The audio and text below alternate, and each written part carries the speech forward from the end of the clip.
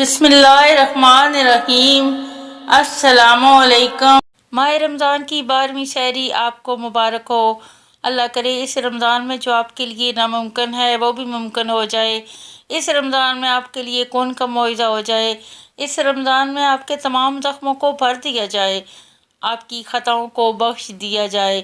اس رمضان میں جو لا حاصل ہے وہ حاصل ہو جائے۔ اس رمضان میں جو آپ مانگیں وہی آپ کو دے دیا جائے۔ اس رمضان میں آپ کو صبر کا بہترین پھل مل جائے اور جنت آپ کے لیے واجب ہو جائے۔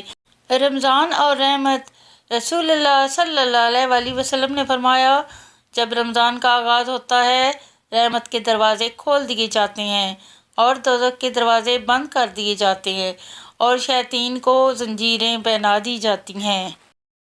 رسول اللہ صلی اللہ علیہ وآلہ وسلم نے ارشاد فرمایا، جو بغیر عذر ایک روزہ بھی چھوڑ دے تو زمانہ بھر کے روزے اس کو کافی نہ ہوں گے۔ روزے داروں میں سب سے افضل وہ ہیں جو اپنے روزے میں کثرت سے اللہ عز و جل کا ذکر کرنے والے ہوں۔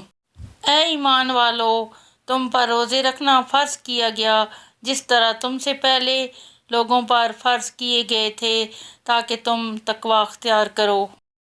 افطار میں تاخیر نہ کریں۔